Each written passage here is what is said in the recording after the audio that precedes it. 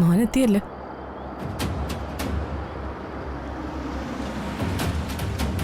മോൻ ഇന്ന് നേരത്തെയാണോ?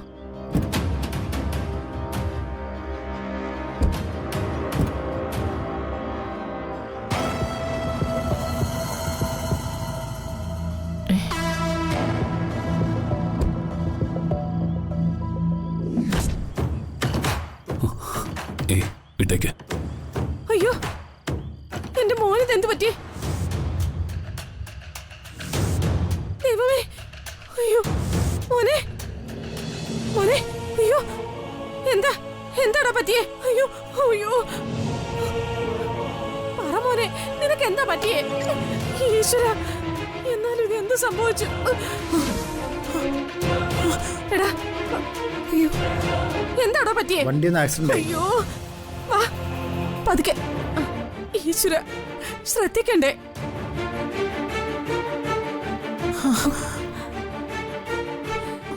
അയ്യോ അയ്യോ, കൈമള്ളട്ടാ, എന്താ മോനെ പറ്റിയത്? എന്താ ആക്സിഡന്റ് ആണോ?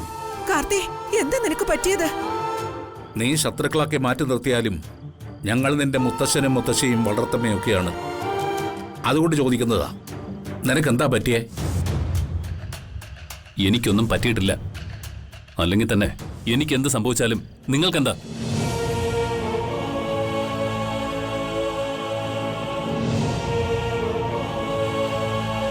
ഒരേ വീട്ടിൽ താമസിക്കുന്നവരല്ലേ, അതുകൊണ്ടാ എന്തു പറ്റിയെന്ന് എല്ലാവരും ചോദിച്ചത്. നിന്റെ അഭിപ്രായ പ്രകടനം ഇവിടെ ആവശ്യമില്ല.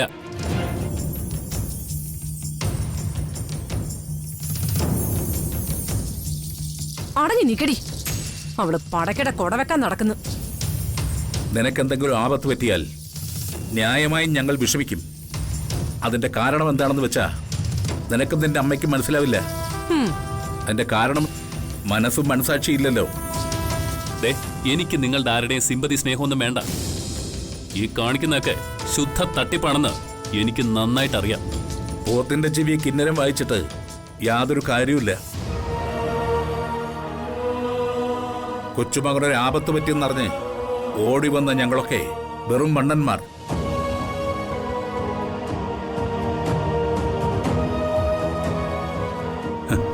അപകർഷതാബോധമാണ് ഇവനെ ഭരിക്കുന്നത്. നമ്മൾ പറഞ്ഞിട്ടൊന്നും ഒരു കാര്യമില്ല അച്ഛാ. വേണ്ട, ഇക്കാലം അത്രയും ഞാൻ വളരെ റെസ്പെക്റ്റോടെ മാത്രമേ സംസാരിച്ചിട്ടുള്ളൂ. ആ ബഹുമാനം കളയണ്ട.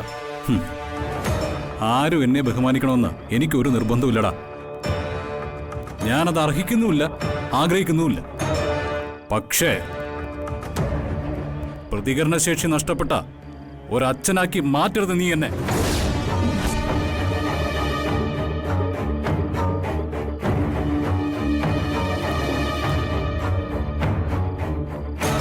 സ്വന്തം മകളെ എന്റെ അനുവാദമില്ലാതെ മറ്റൊരുത്തൻ പിടിച്ച് ബലമായി താലി കെട്ടുന്ന കാഴ്ച കണ്ടു നിൽക്കേണ്ടി വന്ന ഗതികെട്ടൊരു പിതാവാണ് ഞാൻ.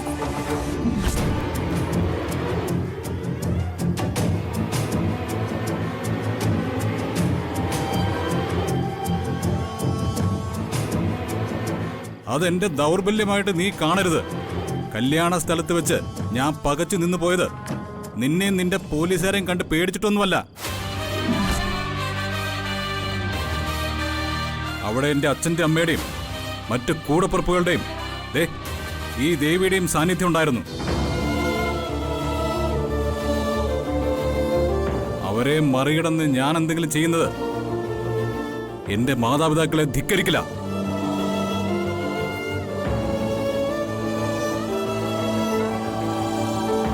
ഞാൻ എന്റെ മാതാപിതാക്കളോട് ഒരേ ഒരു തെറ്റേ ചെയ്തിട്ടുള്ളൂ. അതേത് സാഹചര്യത്തിൽ സംഭവിച്ചു പോയതാണെന്ന് ഏറെക്കുറെ എല്ലാവർക്കും അറിയാം.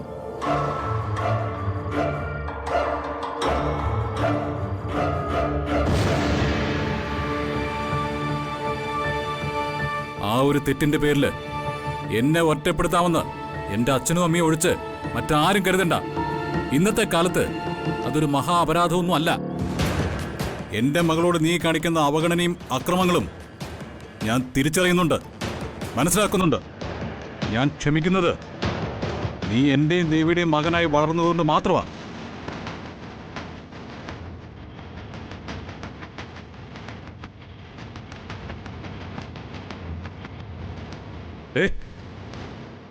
എന്റെ മകളെന്ന് വെച്ചാ എന്റെ സ്നേഹ ദൗർബല്യ, എന്റെ ഹൃദയം പറിച്ചെടുത്ത നീ അവളെ നിന്റേതാക്കിയത്.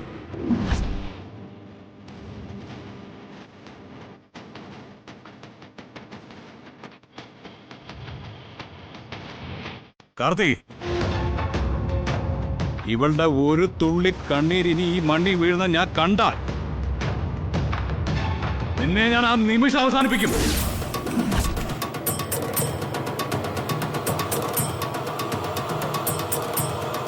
നീ അത് മനസ്സിൽ കുറിച്ചിട്ടോ കേട്ടോ? അച്ഛാ,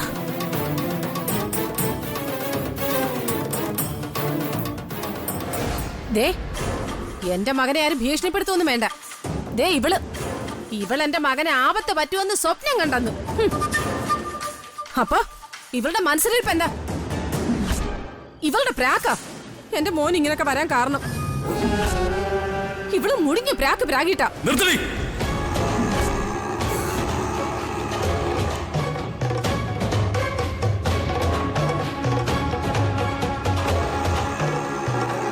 ആ നിൽക്കുന്നവനെ ഒരു മകനെ പോലെ സ്നേഹിച്ച് വളർത്തിയത് ആരാടി? നീയാണോടി?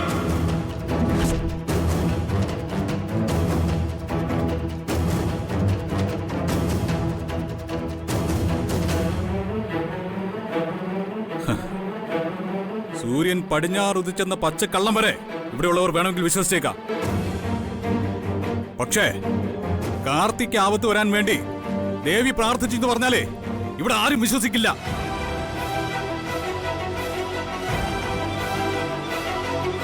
നിങ്ങൾ എന്തിനാ ഇപ്പൊ ഇങ്ങോട്ട് വന്നത്? മോനെ, നിനക്കെന്തോ ആപത്ത് പറ്റിയെന്ന് അറിഞ്ഞപ്പോ അറിയാതെ എല്ലാവരും ഇങ്ങോട്ട് കയറി വന്നു പോയതാ. ക്ഷമിച്ചേക്ക്. അതിരുകളൊക്കെ നീ സൂക്ഷിച്ചു വെച്ചു. വളരെ നല്ല കാര്യം.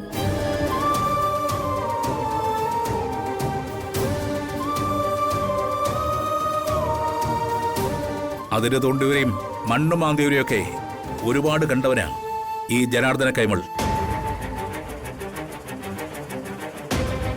മണ്ണിനു വേണ്ടി മനുഷ്യർ അന്യോന്യം പടപൊരുതുമ്പോ ആ മണ്ണ് അറിയാതെ ചിരിക്കും. മണ്ണു മനസ്സിൽ പറയും,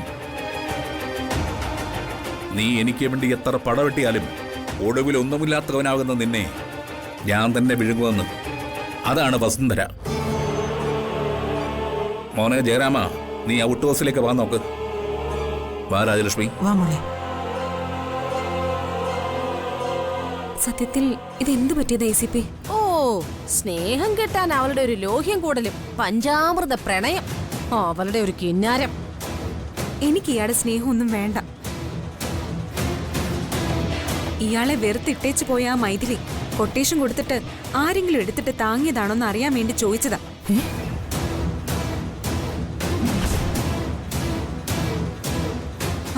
അങ്ങനെയാണെങ്കിലേ പിറകെ നിങ്ങൾക്കും കിട്ടും.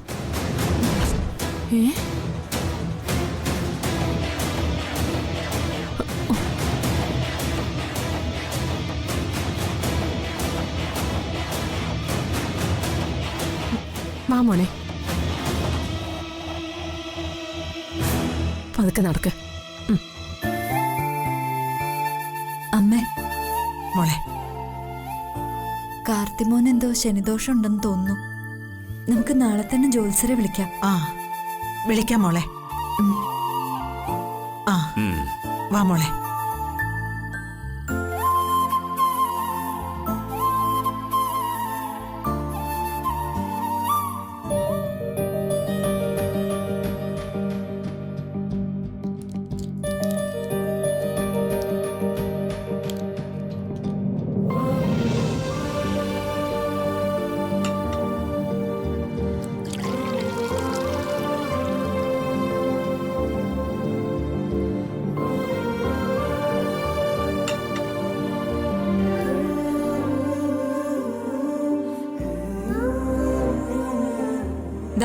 പെയിൻ കില്ലറാ, കഴിക്ക്.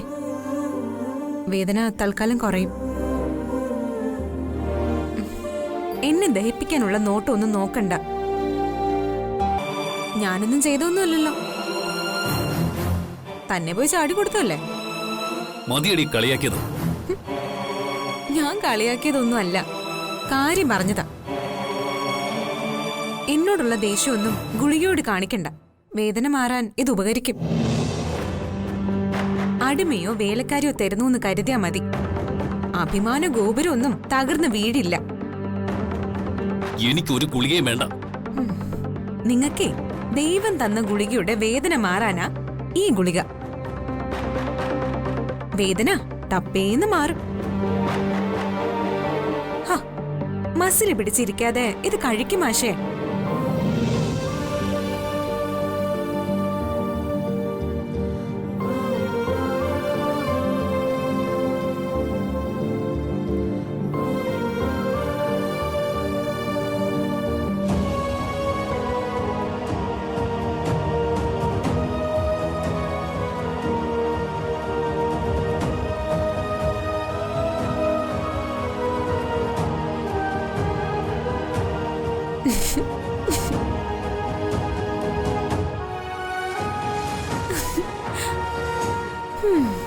അറിയാത്ത പിള്ള ചൊറിയുമ്പോ അറിയും. ഇങ്ങനെ ഒരു അപകടം സംഭവിക്കുമെന്ന് എന്റെ അമ്മ മുൻകൂട്ടി കണ്ടതാ. അത് പറഞ്ഞപ്പോ എന്തെല്ലാം കളിയാക്കലായിരുന്നു എന്നോട്. ഇപ്പൊ അനുഭവം കിട്ടിയപ്പോ പഠിച്ചോ?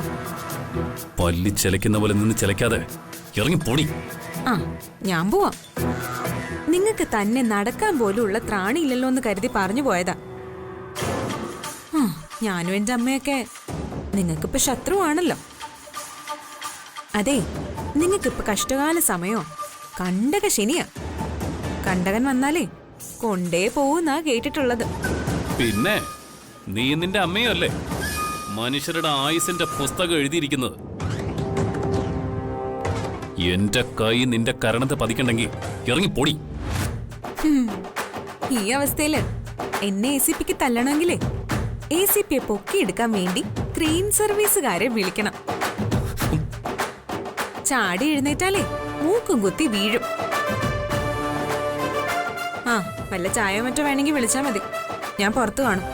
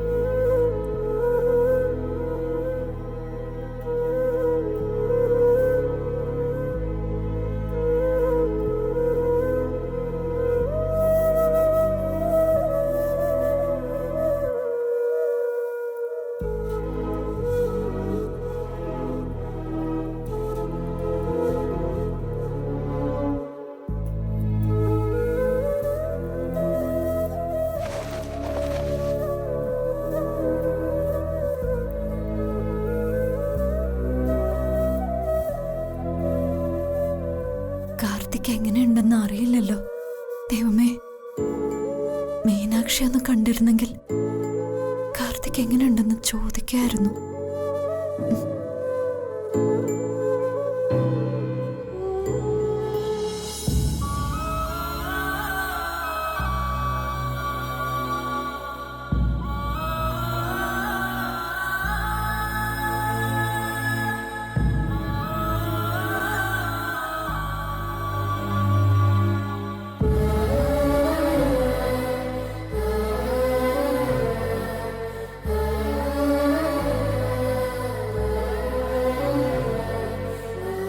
എന്താ, ഉറങ്ങിയില്ലേ?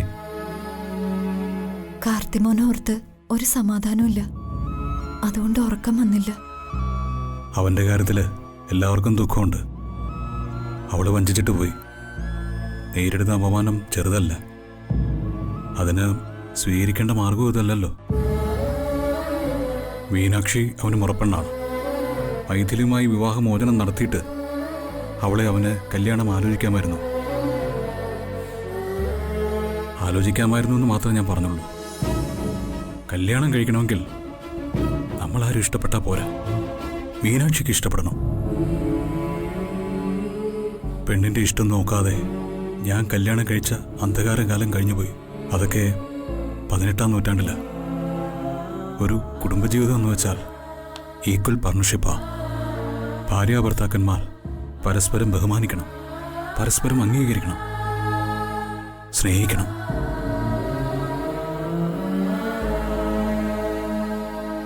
അത്തരം മനോഹരമായൊരു കുടുംബജീവിതം തകർത്തവനാ ഞാൻ. അതോടെ ഞാനും തകർന്നു. എനിക്ക് സമാധാനമേ ഇല്ല. എന്തിനി ജീവിക്കുന്നു വരെ തോന്നിപ്പോവുക. ആത്മഹത്യ അപമാനമാണ്. ഏറ്റ അപമാനങ്ങൾക്കെല്ലാം അപ്പുറമാണ്.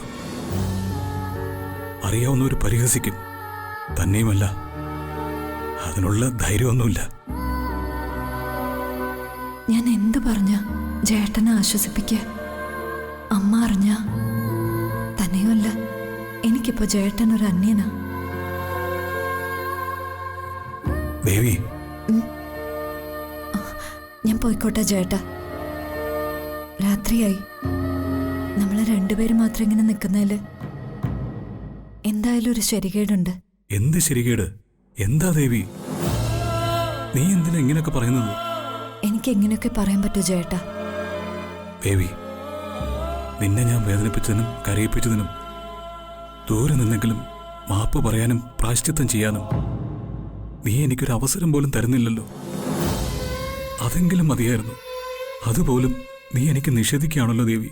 എന്താ ചേട്ടാ ഇത്? എനിക്ക് ചേട്ടനോട് ദേഷ്യം വെറുപ്പൊക്കെ ഉണ്ടെങ്കിലല്ലേ അതിനൊക്കെ പ്രസക്തിയുള്ളൂ. എനിക്ക് ചേട്ടനോട് ഒരു പരിഭവവും ഇല്ല ദേവി. പക്ഷേ കാലത്തിന്റെ നീതി നിയമവും നമ്മൾ അനുസരിച്ചല്ലേ പറ്റൂ. ഞാൻ എന്റെ മകളായി ഏറ്റെടുത്ത എന്റെ മീനാക്ഷിയുടെ അച്ഛൻ എന്നതിലപ്പുറം യാതൊന്നും ഇപ്പൊ ചേട്ടനോട് എന്റെ മനസ്സിലില്ല. കുട്ടിയടച്ച വാതിലുകളിൽ തിരികെ തട്ടാൻ പാടില്ല. കാരണം ഒരിക്കൽ പടിയിറക്കി വിട്ടത് നമ്മുടെ മനസ്സിനെ. മനസ്സ് പലതും അംഗീകരിച്ചു എന്ന് വരില്ല.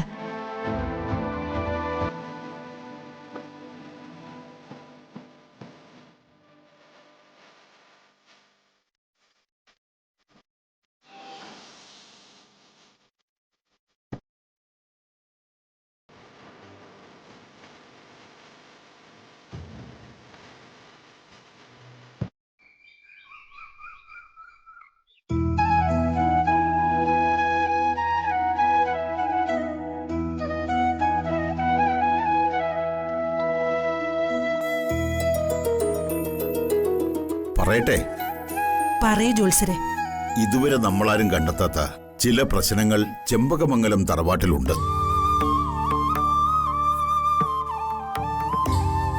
എന്നാൽ ഈ പ്രപഞ്ചത്തിലുള്ള എല്ലാ പ്രശ്നങ്ങൾക്കും പരിഹാരമുള്ളതുപോലെ ഈ കുഴപ്പങ്ങൾക്കും പരിഹാരമുണ്ട്.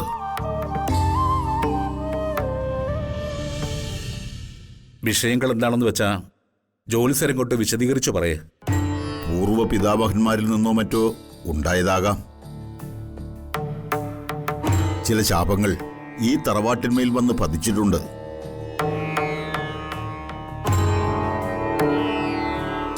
അതിപ്പോ ഒരു വാവുബലി മുടങ്ങിയാലും സംഭവിക്കാവുന്നതാണ്. അതിനു പുറമെ ദേവീകോപവുമുണ്ട്. ഈ ദേവീകോപമൊക്കെ എങ്ങനെ ഉണ്ടായി? മുടങ്ങാതെ എല്ലാ വഴിപാടുകളും പൂജകളും ഒക്കെ നമ്മൾ നടത്തുന്നതല്ലേ? പിന്നെ ദേവിക്ക് അപ്രിയമായ 2 കാര്യങ്ങൾ ഇവിടെ നടന്നിട്ടുണ്ട്. അതിലാദ്യത്തേത് ഇരിക്കപ്പിണ്ടം.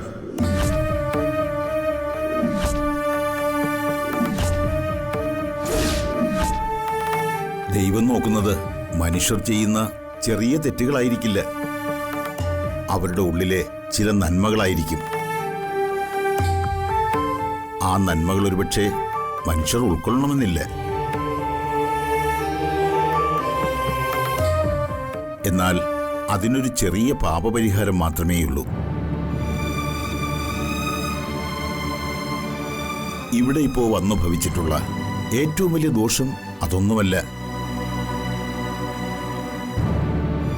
അതായത് ഈ ദോഷങ്ങളെല്ലാം ഇവിടെ നിലനിൽക്കുമ്പോൾ തന്നെ രാഹുകാലത്ത് ഇവിടെ ഒരു വിവാഹം നടന്നു. അതെ, മീനാക്ഷിയുടെ കഴുത്തില് കാർത്തി തകല കെട്ടിയത് രാഹുകാലത്തായിരുന്നു. അതെ, അതാണ് ഈ പ്രശ്നത്തിൽ കണ്ട ഏറ്റവും വലിയ പാപവും ദൈവകോപവും. ഉമാമഹേശ്വരന്മാരെ പ്രീതിപ്പെടുത്താൻ ഉമാമഹേശ്വര പൂജയാണ് ഇവിടെ നടത്തേണ്ടത്. അത് ചെറിയൊരു പൂജയല്ല. ആ പൂജയ്ക്ക് ഒത്തിരി പ്രധാനപ്പെട്ട ഘട്ടങ്ങളുണ്ട്. ഗണപതി ഹോമവും ഭഗവതി സേവയും ഉൾപ്പെടെ പലതും അതിൽ ഉൾപ്പെടും. എന്താണെങ്കിലും നമുക്ക് ചെയ്യാൻ ജോത്സരെ. പൂജയ്ക്കുള്ള കാര്യങ്ങളൊക്കെ ഞാൻ ഒരുക്കിത്തരാം. പക്ഷേ ഈ പൂജ ചെയ്യേണ്ടത് ആ നവദമ്പതികളാണ്.